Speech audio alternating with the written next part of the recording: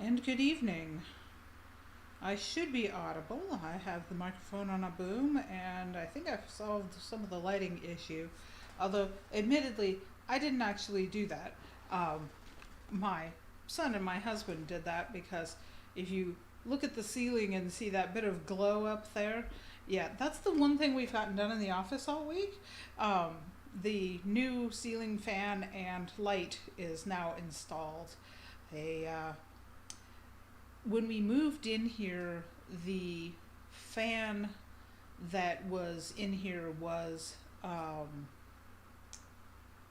loose. The inspector was like, "You need to fix this," and come to find out, when we actually got around to taking it down, that the thing was a monster.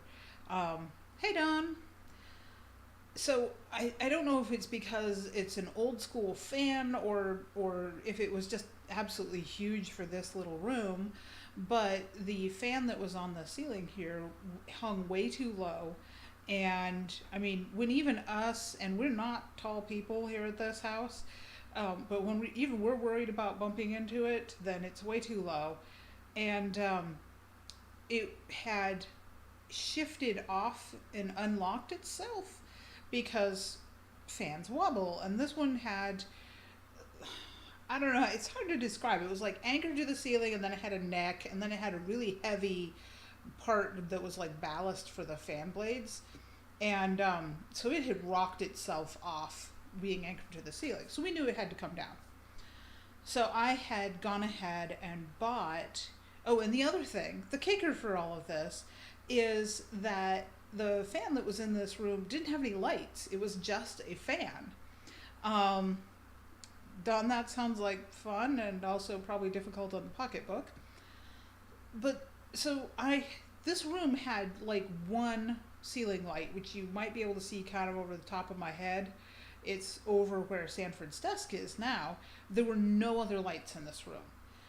And since we are putting a wall in eventually when we get that finished, it's halfway done.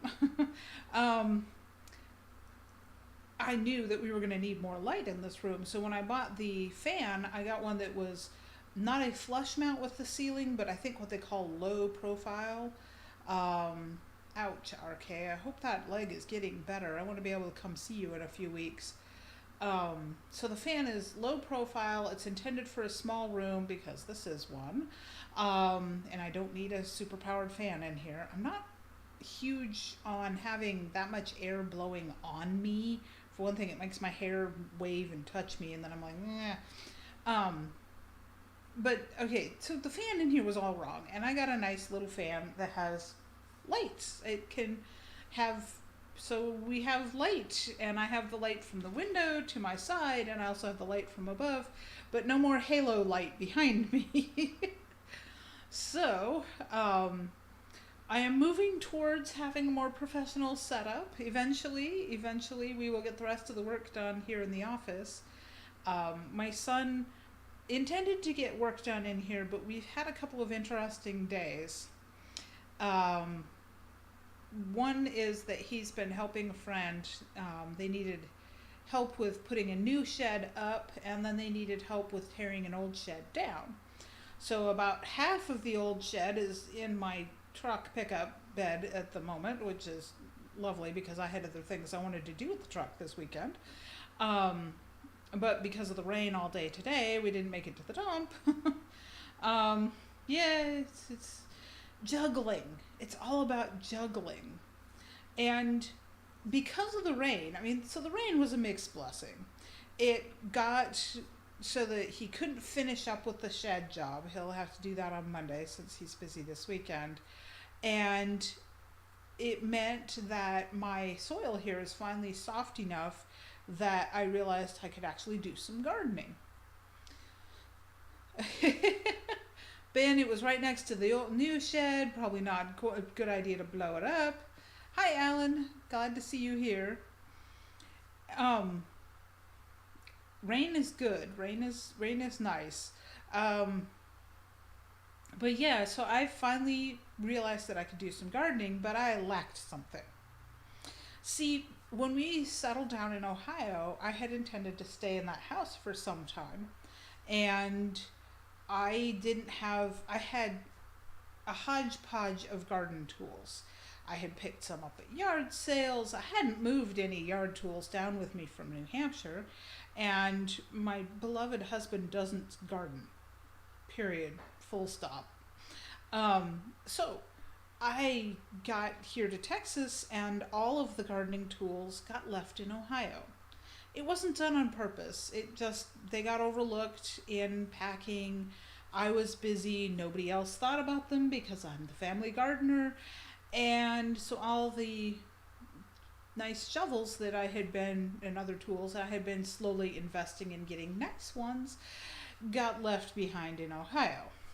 So here I am in Texas, and I have not got a shovel. I have some hand tools, and the previous owners left behind about a zillion rakes. I don't know why, but there are, I think, 8 or 9 rakes in the shed storage area, but no shovels. I'd have even settled for an old bent rusty shovel, but nothing. I have my hori hori, and I can use that on some of the things that I need to take out, because mostly what I need to do is remove the young trees from my flower beds before they become full-fledged saplings. And so I went out today and I got a shovel. Well, okay, scratch that. I did not invest in a good shovel. I got the cheapest shovel I could find because I needed a shovel in a hurry. Garage sales are a great place to pick up garden tools, especially shovels. But for today, this made me laugh because, I don't know, it was just absurd. I didn't have time. I have been busy all day long. And so I scheduled grocery pickups. And 2 of them, because one for Walmart, one for Sam's Club, because they don't all both have the same things. And Walmart's prices are frankly better than Sam's. And yeah, so I did grocery pickup and got a shovel. And it made me laugh just because I was doing it that way. And also because when the kid walked out from the little side door to the pickup area, I saw him come out and he's got a shovel in one hand. And I'm like, that's my order. Because there would be anybody else ordering a shovel that way. Ah, well, I now have a shovel. So, and the ground is soft enough that I can actually work on eliminating some of these trees. Although I might transplant the baby pecan. I'm thinking, I don't know where I'd put it. We don't really have a big enough place to have more than one pecan, and we already have 2. One is a small tree out front, and one is a large tree out back. So I don't know that I have a place for another pecan, which is a pity because I have a sapling pecan in the flower bed. I don't want it in the flower bed, especially not because it's only about 6 feet from the house, and that's way too close. Oh. But on the other hand, it has been a productive week. One of the things that was scheduled for today and got done today was that we went ahead and opened a bank account at the small local bank. I should probably learn to shop my banks around better because this one has fees which I have not had to deal with a bank before in a long time. But they're friendly, they're local. We did it. We can always close the account later if it becomes an issue. I don't know if pecan will bonsai. I actually, I may have to evaluate some of these little trees and figure that out if they will, because I have been meaning to start some bonsai. Oh, which reminds me of, yes, because I work from home now and I have the time and I'm watering plants anyway, so I'm already taking care of something once a day because Texas heat. I have a new pet. My husband can't hear me or he'd be in here going, "You have a what?" I have adopted, I think a pet is the wrong way to put it.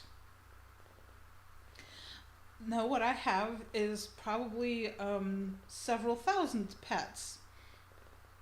Of course, they're going to be mostly related because yeasts tend to reproduce asexually by division, but I have a sourdough starter. And we'll see. I mean, I started this true wild strain. I didn't cheat with a domestic yeast start. Um, so with sourdough, you can do it one of two ways. You can do it the way I did this one, which was roughly equal amounts of water and flour, and all-purpose flour is fine. Some say to start with whole wheat or a rye, but I just had, and I have those. I just threw in all-purpose and water and about a teaspoon of sugar, just because I really wanted to kickstart this one. But I did not put in any yeast, which means that what I have is a true wild type strain of yeast, native to Texas, and which will have its own unique flavor.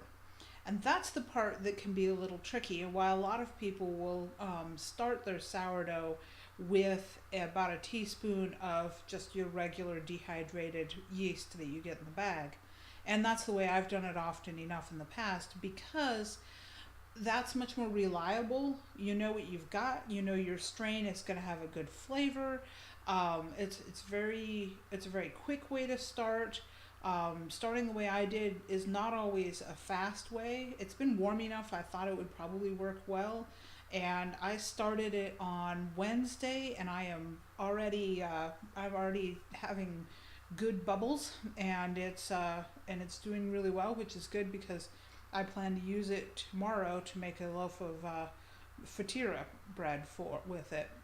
And we'll see. As far as flavor goes, it's a little different. The scent is. And that's the other thing you have to know about sourdough. I am doing this because I was boost accelerating this. I wanted fast, fast, fast. I didn't want to wait a week. I have not had it in the refrigerator at all. And when you don't feed, when yeast gets hungry, it starts to produce acid, butyric acid, which smells like vomit. And that's obviously not good eats. So what you have to do is when you have it on the countertop, you have to feed it more often. And that way it stops producing that acid, and you don't get the nasty flavor or scent from it.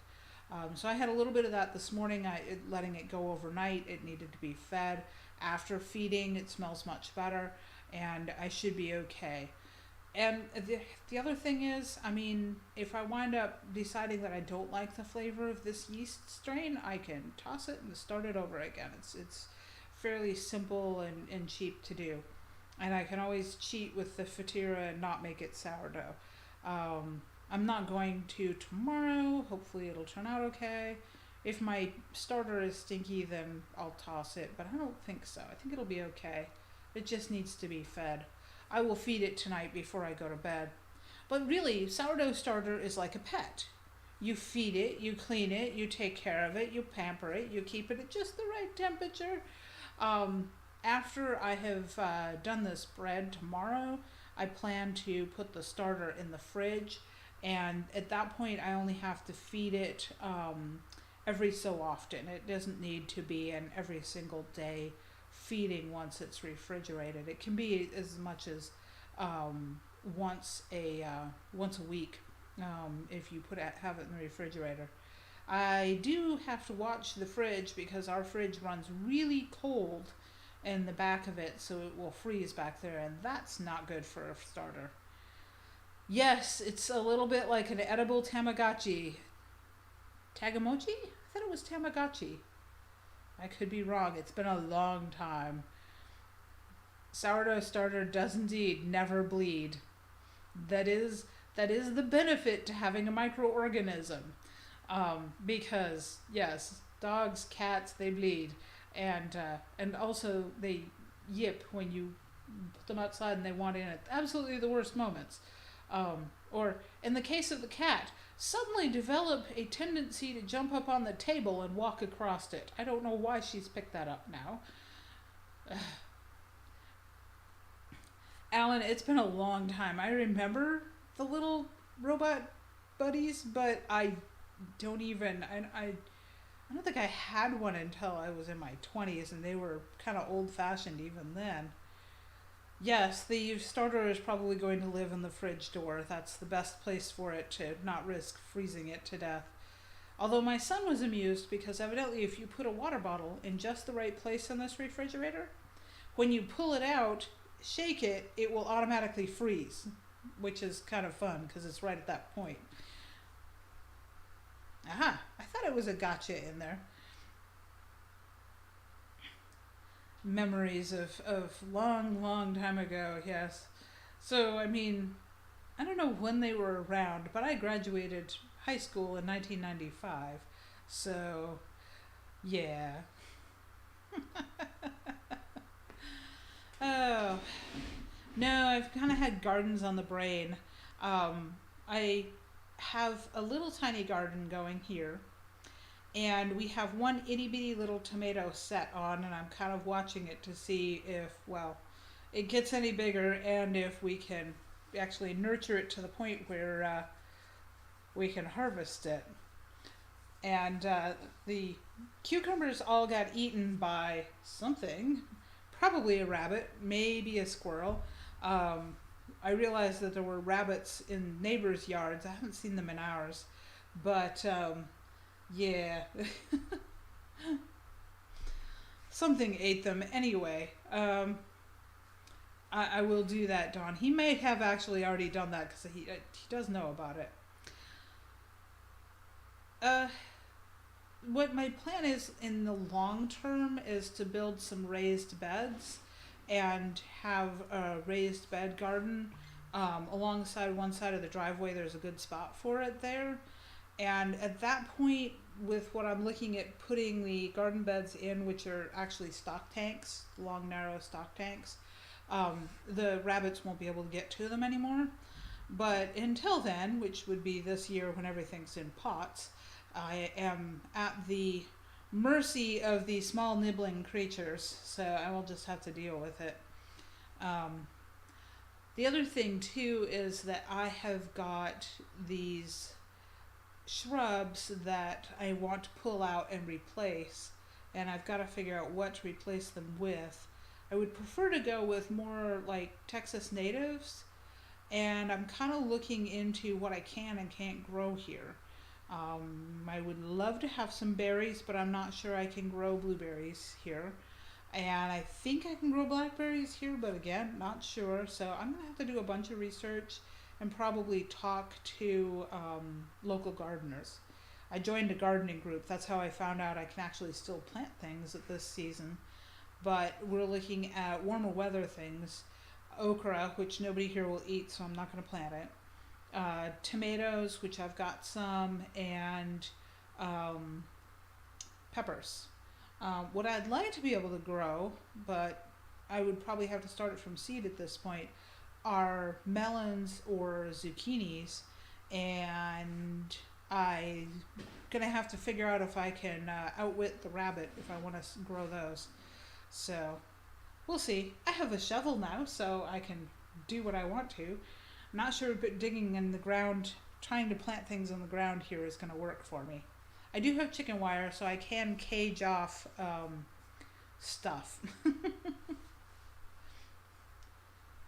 Yes, the little electronic pets would die, although I think later versions of them, so as not to traumatize the children, would just go to sleep or go dormant. So, hi koala. Yeah, the gravity feeders are nice for critters.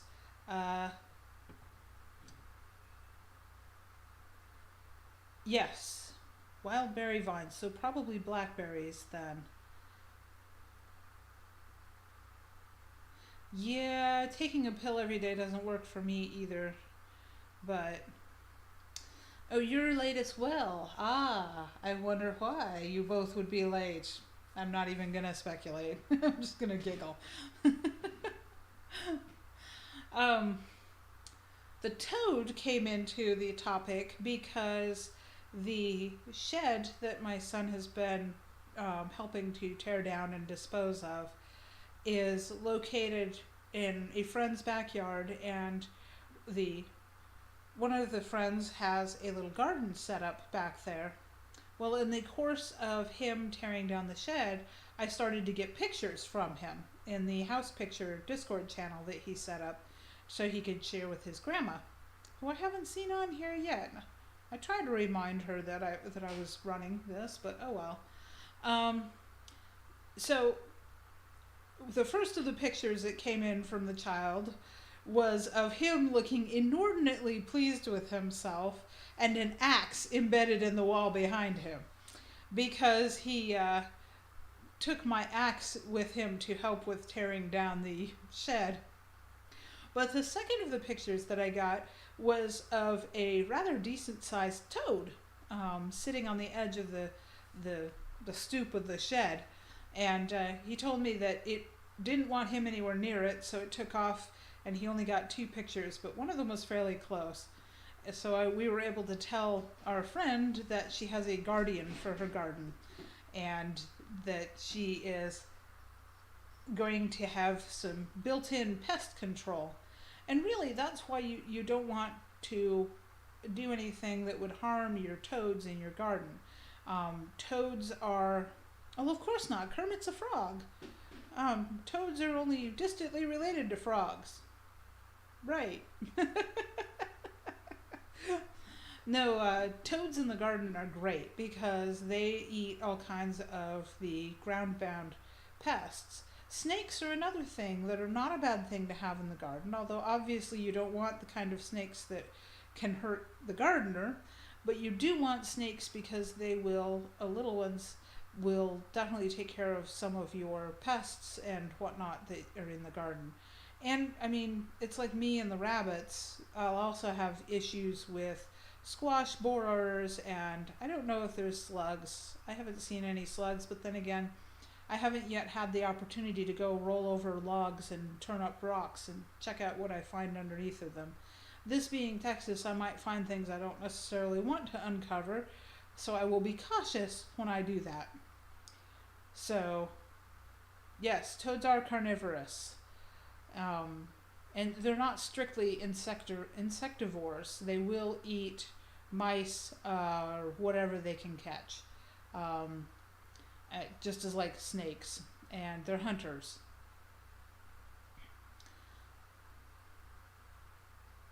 Ah, I see, Dawn. That doesn't sound fun. That's a long drive, but I do get why. Yes, well, see, because I haven't got anything with eggs, I'm not too worried about snakes right now. Um, yeah, I'm okay with wasps too. At one point, I actually wrote an essay, an apology. I can't pronounce it today. I could spell it, but I can't say it. But it basically an apology for wasps, defending their reason for existence, because not all wasps are aggressive jerks. Some wasps are actually pretty mild-mannered, and they do nice work on keeping down things like mosquitoes and other flying pests. So I want those too. One of the fun things about having joined the garden group is that I would get a lot of posts in there where people are asking to identify different things. And I have surprised myself by being able to identify even things that I haven't necessarily seen yet, but I know what they are because I've been doing the research.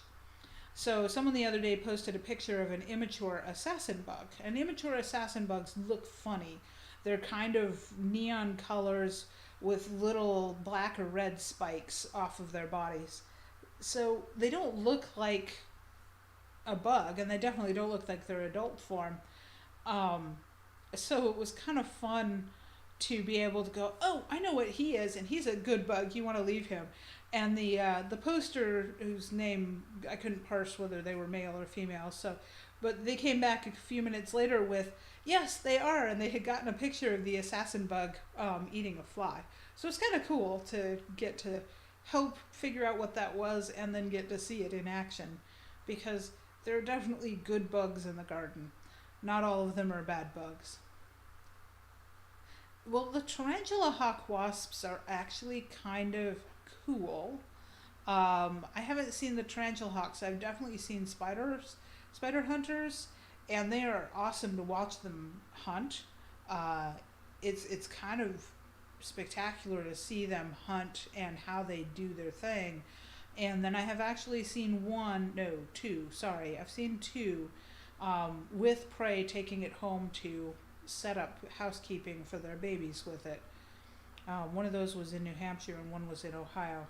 But those are the things that, unless you slow down and get close to the ground, you're gonna miss that. It's one of the things that I miss by not having the time to garden like I used to. I just don't get to spend that much time with my land, with my dirt. I mean, I find it very fulfilling to get my hands in my own dirt and to get to garden, and I am really looking forward to being able to do that here. I've been trying to be disciplined about not doing it because I have so much that has to be done in the house, that it's hard for me to say, okay, I'm not going to garden yet, I'm not going to garden yet, I'm not going to garden yet. Because I really want to, very much. I'm sorry to hear that, Koala. I don't know if anybody else is having issues. I am jacked into my Ethernet, so my signal should be solid from here, but that doesn't necessarily mean anything. And it's...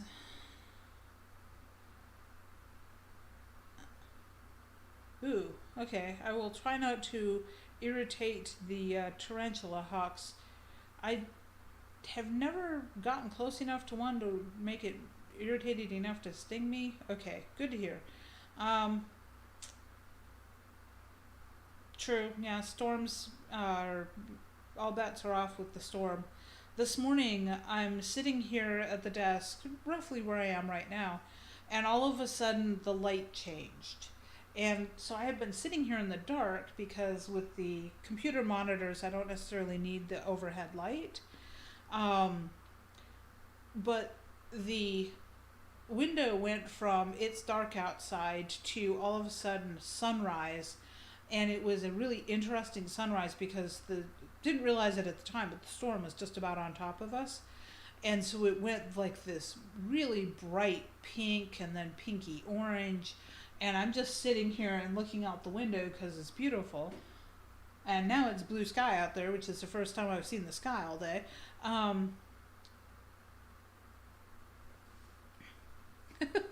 think any wasp sting makes people want to just lay down and cry.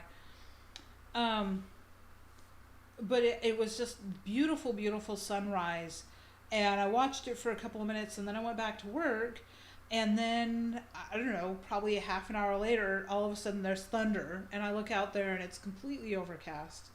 And man, did it rain today. We've all been joking about the fact that Texas has been reminding me of the Pacific Northwest ever since I got here a year ago. And in this year, we were being told that it was going to be a drought. When we moved into this house, we were told that it hadn't rained for, I think, like a month. Quite a while, anyway. So I was expecting a long, hot, dry, proper Texas summer. And instead, I was having to deal with, I've got to go pick up groceries, but there may be flooding.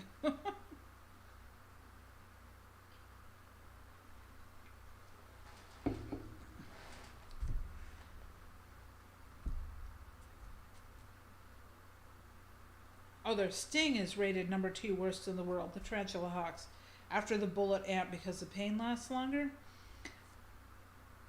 Yeah, I read our song is rated number 2 worst in the world, and I'm like, tarantula wasp sting song. Uh, Typos, always so much fun. When we were doing the bank account opening thing, the uh, the bank manager handed us the paperwork and asked us to double check everything just in case there was an error. And I found an error. And then we were talking about the fact that this is what I do now all day is I compare documents and check for errors. Everything has to align. And one of the main causes for errors like that is transcription problems and basically typos. And it would be, you can eliminate or at least vastly reduce that sort of thing when you're doing repetitive documentation, if you'll do things like copying and pasting, using templates as much as possible. But people don't. I mean, I'm dealing with paperwork that's being submitted for federal regulatory purposes, and still I catch typos and stuff. But we caught the typo at the bank before it had time to fully go into the system, so it was an easy fix. But it was definitely a good catch then, rather than later down the road when one of us presented an ID at the bank and they told us, oh no, this isn't right, because that would have been a problem. But it's in a chat or something like this, you kind of learn to read typo. The brain fills in missing patterns remarkably well, and in fact, the human brain will create patterns where there isn't one because it wants a pattern, which can be an issue sometimes when you're dealing with statistics and data analysis. But that means that when I say I can read typo, I mean that I can read typo. A lot of times I can figure stuff out, like staying instead of song, just by context. But there's also a lot of common typos people do that I don't even, my brain just automatically translates it. It doesn't even have to worry about what it is. So I'm not dyslexic, Koala, but I do have dyscalculia. So my brain tends to flip-flop numbers, which also makes my job really interesting, but that's a thing.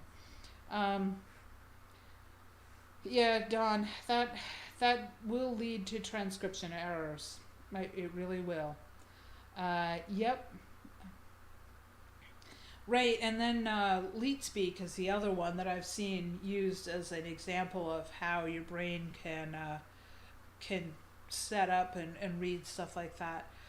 The problem for me is that because I'm a writer, if my brain automatically just is interpreting as it goes, that means I miss a lot of a lot of problems in my writing, which is why I send stuff to my mom to edit, because mom does not do that evidently and will catch things.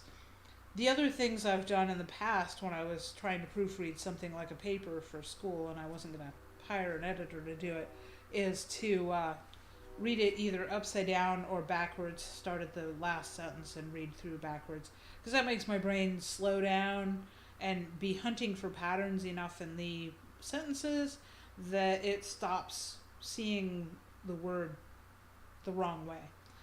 But yeah, it's all good. It all works out. This is why there are writers and editors. No, I haven't seen Ray. Did I say Ray? Because that's the other thing, is I will sometimes say things that I'm thinking because my brain runs faster than my mouth. Yeah, I'm a little concerned about Ray, speaking of which, because he said he blew out his knee even worse, so hopefully he will fill us in with some good news between them sometime soon. I might have said RK because RK is here. But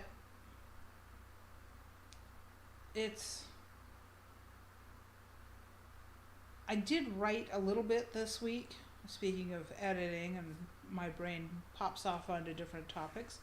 I did write a bit this week.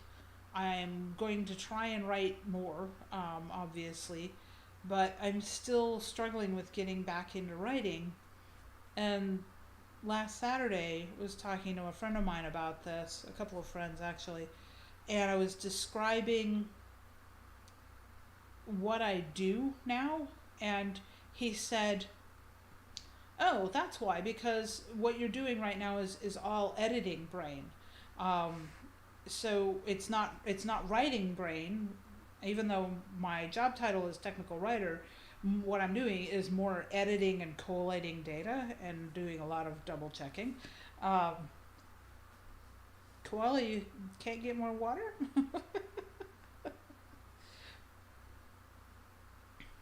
Ooh, yes, Ray definitely needs a really nice sword cane. Um, Hopefully he never has to use said sword cane, but given where he works. um, so what I'm thinking is that the editing brain being on all the time is actually why I'm having trouble switching gears into the creative writing brain. And I'm going to have to figure out some tricks to get my brain to change gears. And I haven't figured those out yet. I seem to be doing fine on art. That's not a problem. I've managed to deliver. I had 2 commissions that were due by the beginning of June, and I managed to deliver one on time and one slightly late. Sorry. Um, Point, Kermit, point. He probably does already have one. I know my daughter has one. I have to wonder because, okay, so we actually found more than one sword cane at this flea market. And my daughter, of course, squeed in her little goth way of very quiet. But she promptly decided that she absolutely had to buy one of these sword canes. So she did. And it was not expensive. I want to say that she maybe spent $15. Because, I mean, crap metal, crap cane, we all knew that it was basically a toy. The weird thing is that you have to unscrew the top before you can pull the cane out. There's no just like, whoop. You have to unscrew it quite a bit before you can pull that cane out. And I'm like, they can't all be like that, because wouldn't that defeat the purpose of, wait, hold on a minute, let me undo my cane? I mean, that seemed weird to me. Probably just because hers is a cheap little Chinesium piece, but it still seemed like that made no sense to me. I don't know if she still has it. I'm going to guess she does, because the first thing I got asked when I came down here and was going down to meet the girls and bring them a little bit of their stuff, she made absolutely sure that I brought her sword. Not the sword cane, her sword. We bought her a decent sword for Christmas one year at the Renaissance Fair.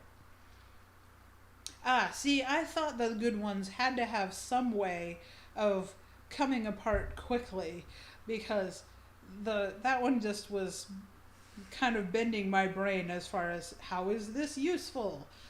Not terribly. So no, Pippa is very attached to her sharp pointies. She has, that I'm aware of, her sword, a sword cane, and a machete. And not to mention, I don't know how many knives, because I know I've given her some, Sanford has given her some, but I believe she's also acquired some of her own. The child just likes stabby things. Right, Kermit. And so Pippa has issues with her joints. She's been through the whole rheumatology thing, trying to figure out what was going on with her. And we never got a satisfactory answer other than it's probably autoimmune related. But so the cane actually does her some good, because there's times that she wants to lean on it. Yes, Pippa's kind of amazing. She is a really special person. I mean, not that any of my children aren't special in their own way, but Pippa, because Pippa is just this very determined individual. She's always known exactly what she was and what she wanted to be. A happy goth with stabby things. Actually reminds me a whole lot of my friend Amanda, but that's different. So, hi Sanford.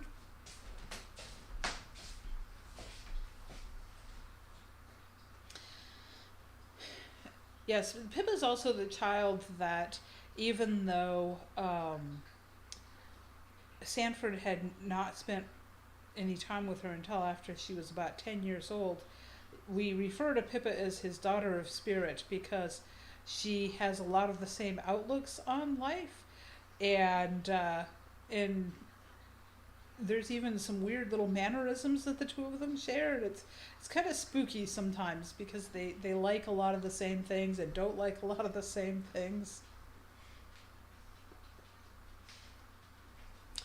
Yes, I do like murder needles for my hair stays. What I'm wearing today is not, and I'm going to put my hand right in Sanford's face. Sorry, love. What I'm wearing today is a carved stick, not a murder needle. Or he wouldn't have his face that close because. I love my wife. Many dangers is worthwhile. There have definitely been times that I have hugged him and he said, "You're going to put my eye out." I suspect most everybody watching this knows what murder needles are. I have a pair here, though. You'll see the tips on these. These are G10 fiberglass, and they're actually kind of a diamond cross section as they get up further from the tip. Warn them about aircraft Yes. TSA people. I have discovered the hard way that they can get you in trouble with the TSA. Although, I'm honestly not sure it was because they were sharp or if it's because I had dragon dangles hooked. It wasn't this pair, it was my black pair. And I had blue and silver dragons dangling from them because I had come straight from a con to the airport and I forgot to switch out my hair things because normally I wouldn't want to travel with that much hairdress going on. And the female TSA agent took one look at the bright shinies and went, "Oh, those have a point. They could be dangerous. I'll dispose of those for you." And I'm like, "No, you will not." More cabbage. There's still a half a cabbage in the fridge. More cabbage. My dear son likes his vegetables, and he particularly seems to like the brassica family, although he's not a fan of cauliflower in any way, shape, or form. However, he loves Brussels sprouts, and he really likes cabbage. So what we did last weekend, I think it was last weekend, yeah. Oh, she definitely wanted to steal them, Kermit. She tried a couple of times to meander off with them, and then told me that I could take them with me if I broke the tips off to blunt them. Which, first of all, I'm not sure I could because fiberglass, and second of all, they really wouldn't go in my hair at that point. So I wound up checking them into my carry-on. I checked my carry-on so that I could take my hair sticks home with me. But yeah, no, I could definitely tell that it wasn't about whether or not she felt like they were a weapon. It was, she wanted the shiny things. So we don't do cabbage too often. Hey Mom, I'm glad you made it. Yes, I'm aware TSA are spiteful, thieving, you know whats, and that was exactly my assumption when I dealt with that. The other thing they are is they like to play with my hair, and I get my hair touched almost every time I go through the TSA check. Usually it's just a quick grope. Sometimes they want me to take it down. I have had my hair loose and they have wanted to touch it. I have had it in braids and they want to touch it. This particular TSA checkpoint, the guy ran his fingers through my hair more than once. I was not happy. And then on top of that, as I'm standing there and dealing with the fact that he's being seriously creepy, is when the whole thing with the hair sticks took place. So if I didn't have to fly, and there are times I'm going to have to fly, I simply can't drive to get some places I need to be able to get, I would probably never fly again, because I was not happy. But yeah, off that topic, because I'd rather not. The fried cabbage that we do is very simple. I put some bacon grease in a big skillet and chop up the cabbage so that it's in pieces that are no bigger than about that. And then I literally just fry it with a little bit of salt and pepper. And it comes out really sweet and almost nutty in flavor. It doesn't taste like cabbage, or at least not like you usually think of cabbage as tasting. And that's one of the ways that we like it. I will occasionally roast it, cube it, and toss it in with other things to roast. But that's a little bit trickier because the outer leaves will fall apart. Yeah, Don, probably not. They tend to. I try to just interact with them as little as possible. So yeah, dinner tonight was fried cabbage and pork chops, and just a can of crescent rolls because I'm going to be doing a whole bunch of cooking for the writer's meal tomorrow, and I'm doing a Maltese feast. So I'm finally at the point where I can get back to food blogging again, because my kitchen is not fully operational, but it's getting close, and I have the ability to actually be able to prep and take photos and be able to set up. The dining room here has some decent natural light, so I'll be able to set up plates and take pictures, although the final pictures for the Maltese feast will probably be not here, because we won't be eating here. I'm not ready for guests here yet. Give me a few months. But I am going to get, I think, 3 or 4 blog posts out of this meal, because I'm doing a fish pie. I am doing timpana, which is like a pasta pie, basically, for lack of a better word. I'm doing fatira, which is a special sourdough bread that is one of those things that I'm probably not going to get the flavor the same as if you bought it on the island of Malta, but I will do the best I can. I can't get some of these things perfectly close. I am at the point where I know that European wheat is different than American wheat, and I might be able to get the wheat in order to make the flours so that I can make like German breads or the fatira that would be closer anyway, at least. The problem is most of them, if I want to buy the wheat, I'm going to be buying whole wheat berries, and then I'll have to grind my own flour. And I'm not that much of a perfectionist. So I will do what I can with the materials that I have on hand, and I will blog what I'm doing, and I'm looking forward to getting back to food blogging. I have really missed doing this, and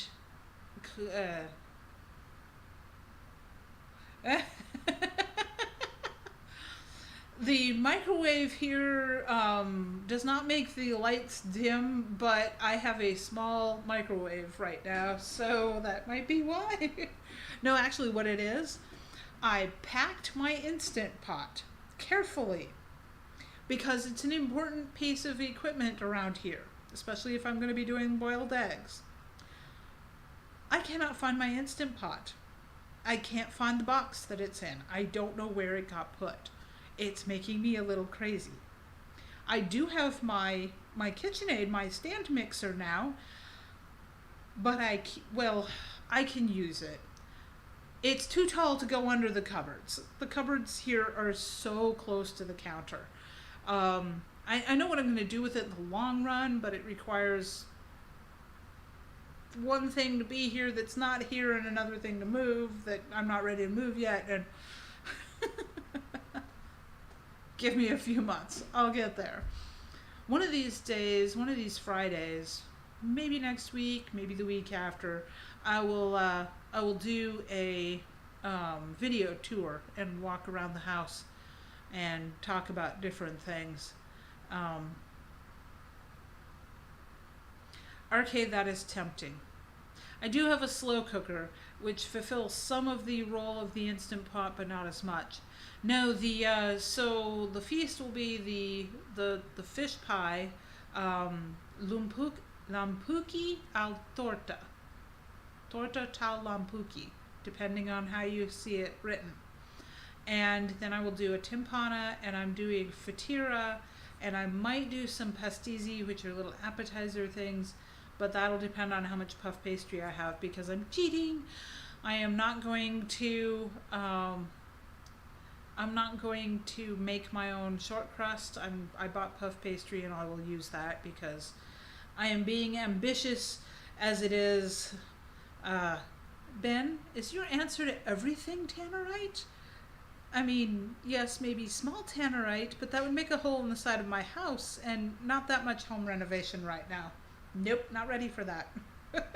Besides which, the kitchen side of the house is only about 10 feet from the property line, so we really can't go over there. So, yeah, I actually have a couple of cast iron Dutch ovens here at the house already because mine are still in storage, but my son was given cast iron Dutch ovens by his grandmother, and I have his here at the house, and I'm sure I could use them if I cleaned them and seasoned them properly for him. And he just shut the door on me. That was loud. There may be some problems that can't be solved by proper application of explosives. I'll have to think about that. Yeah, Dawn, that would be lovely. It would be really nice to see you. I'd like to get up there, but I have a trip to Corpus Christi planned, and I'll be seeing RK on that trip, so that's in the total opposite direction of you. But I get to go see my girls and their new apartment, so that'll be lovely, and I get to take them all their stuff, so it's no longer in my storage unit, which will definitely be lovely. Because adult children. Only 1 gallon. Because when I bought the milk, there was still milk in the fridge. I didn't realize you were going to drink it all. I only bought him 1 gallon of milk, and he really kind of needed 2.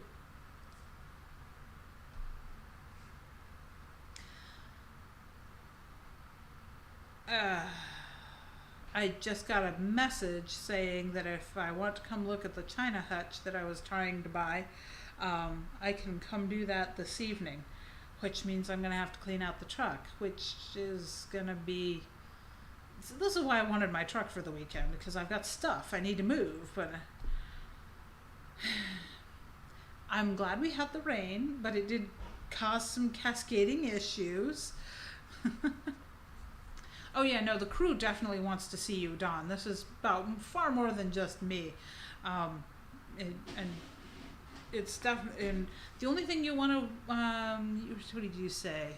So time off in last month. Okay, yeah. So you should be fine on that. I was gonna say, LibertyCon. Most of the crew is going to LibertyCon. I'm not this year. I'll be here, and then FenCon, which is mid-September.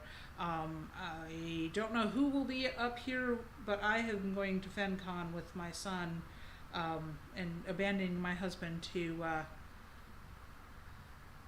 take care of the critters. Yeah, 3 to 6 gallons sounds about right. When I had all of the kids at home and everybody was drinking milk. Unfortunately, lactose intolerance runs in the family. I am now lactose intolerant, and a couple of my daughters have developed it as well. So by the end, 2 gallons was usually sufficient.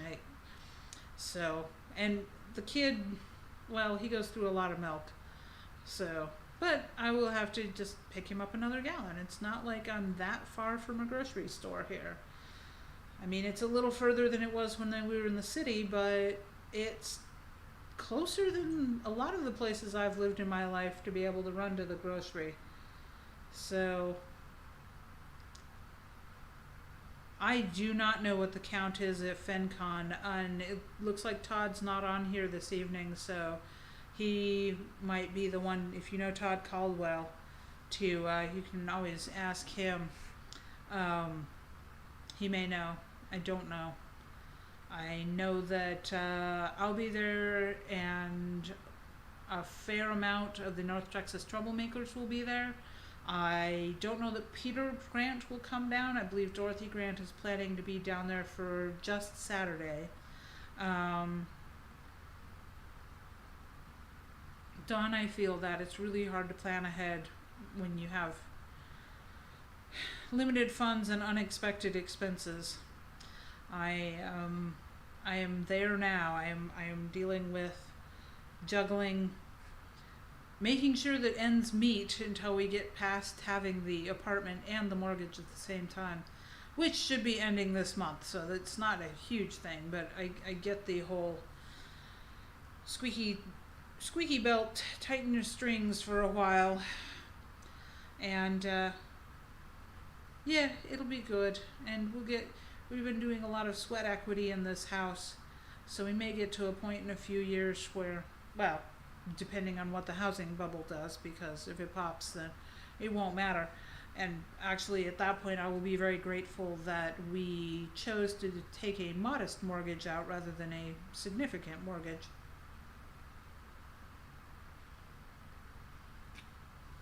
The whole point was to have a manageable mortgage and one that we could actually pay off in relatively short time rather than taking the full length of mortgage to deal with it. But it does mean living on a budget. And I can't live on a budget until I've been here a couple of months, so I have some predictability in billing, because right now, I mean, when you move into a new house, you don't know what it's going to cost. You don't know. I mean, I can look at the level of insulation and go, okay, we're reasonably well insulated, but I've not lived in a house in Texas in the summer before. I've lived in an apartment in Texas in the summer, but this is different. It's going to have different energy needs. It's going to have different efficiencies.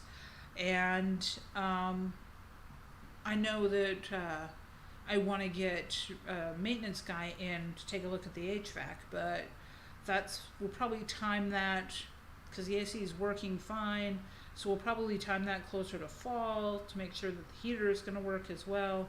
The inspector ran it, but I'd just as soon have a yearly maintenance set up so that we have our annual checks.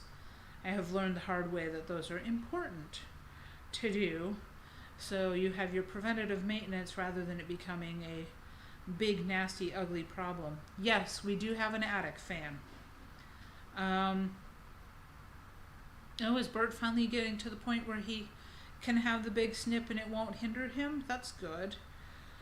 And I think you've been working on keeping his behavior down, but so this will help some with that too. It's hard with a big dog. It's hard with any dog.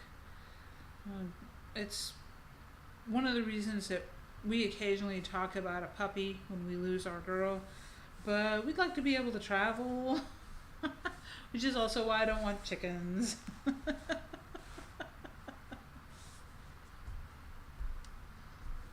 Oh, that's a pity, Dawn.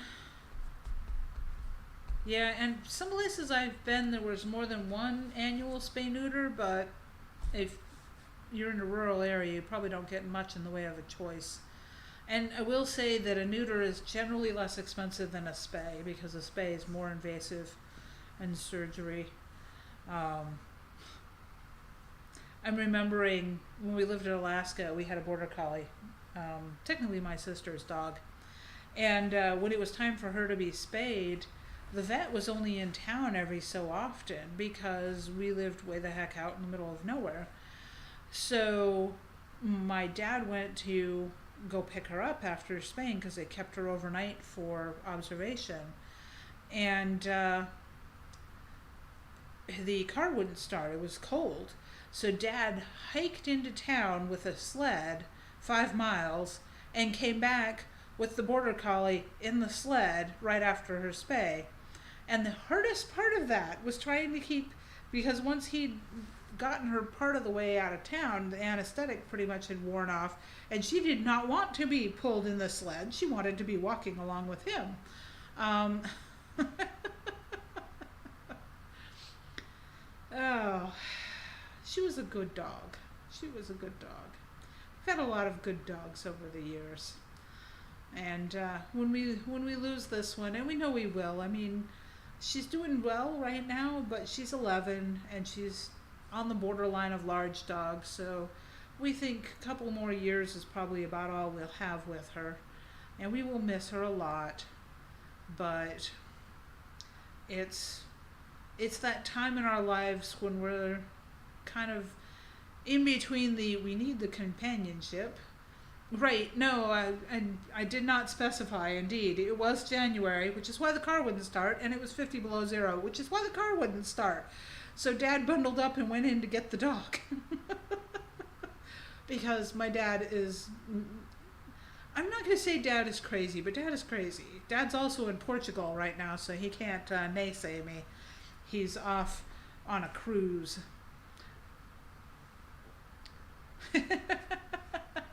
I enjoy Buc-ee's. I realize that Buc-ee's is a tourist trap, but I really do enjoy Buc-ee's. The comment that I'm referring to, for those of you that can't see the chat, is that there's a sign outside Buc-ee's, and I think it's about outside of all of them, because I have also seen this one. But the sign says, "Humans, please clean up after your dog. Dogs, ark, barf, woof, good dog."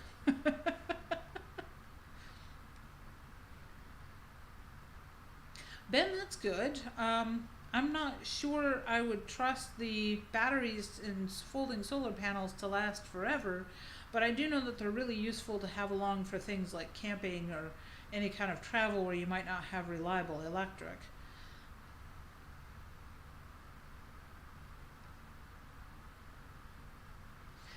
Yeah, Moose not doing other people will make it difficult. I can completely believe that. I know that when our girl was younger, she did not like it when she got left alone. If my husband wasn't there, she wouldn't eat. And if he was away more than a couple days, that became an issue. But she's gotten older and mellowed, or maybe it's just that we haven't left her with strangers, so she doesn't seem to have that issue any longer. So, okay, I know I said I could read typo, and I'm pretty sure solat means solar, but that last word, I don't know. I don't know, Ben. Well, folks, I am going to let you go for the evening, and thank you for coming and listening to me ramble about toads and shovels, and